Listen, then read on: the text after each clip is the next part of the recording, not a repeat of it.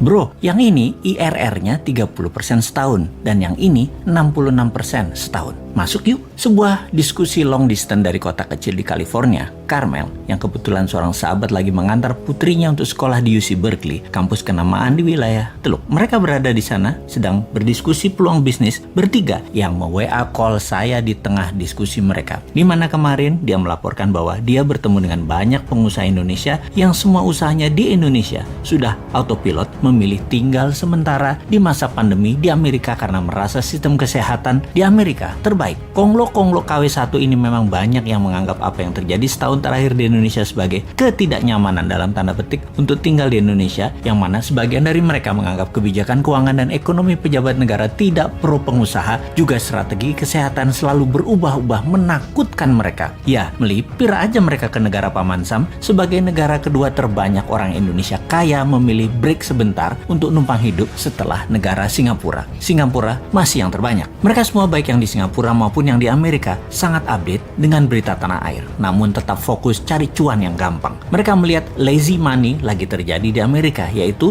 taruh duit bermalas-malasan berinvestasi di berbagai bidang, semuanya lagi mudah dan menguntungkan. Di sanalah mereka nongkrong. Bener deh, kata mereka, kalau kita mau dapat cuan yang besar ya follow the money, ya ke Amerika sekarang. Maka ketika 3 orang sahabat lagi diskusi, yaitu mereka orang Indonesia yang lagi neduh di Amerika tersebut, menawari peluang tersebut ke saya. Semangat saya yang hampir lesu gara-gara nungguin PPKM menjadi nyala kembali mendengar informasi mereka tersebut. Sungguh, menunggu ketidakpastian dengan strategi mingguan kayak dagang tahu bulat digoreng mendadak itu ngeselin. Tiap minggu diperpanjang enggak?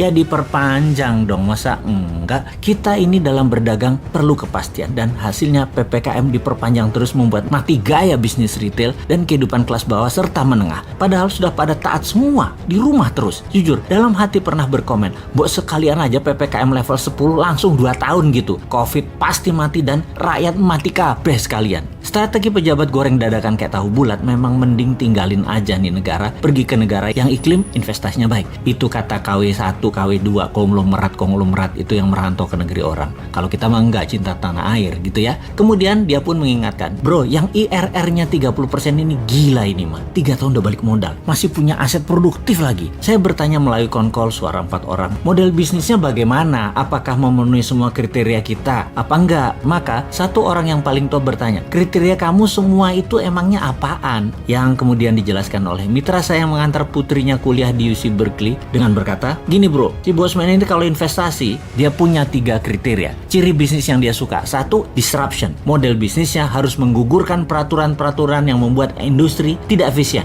Jadi kayak melawan regulator lah gitu. Seperti Gojek misalnya. Dia tidak menggaji tukang ojek. Bahkan kendaraan roda 2 itu melanggar hukum karena kendaraan roda 2 bukan kendaraan niaga atau komersial. Dan tapi Gojek lancar-lancar aja tuh gitu. Itu melanggar padahal secara peraturan, tapi itulah disruption. Gokar misalnya, tidak ada izin taksi. GoFood nggak punya izin resto. OVO nggak punya izin bank. Halodoc nggak pakai izin farmasi dan rumah sakit. Airbnb nggak pakai izin hotel dan lain sebagainya. Kemudian nomor 2, scalability to the extreme. Bangun sistem termasuk jaringan secara cepat agar segera tercapai economic of scale sebagai tembok penahan barrier to entry para pesaing yang mencoba masuk. Yang ketiga, mempunyai ekosistem industri baru, cara baru, jaringan baru yang menghancurkan yang lama yang tidak efisien. Yang dijawab olehnya, "Kena itu mah semua untuk beberapa bisnis yang gue tawarin masuk. Jadi kapan lo mau join? Gue kirim formnya ya." Klik. Telepon gratisan WA pun terputus.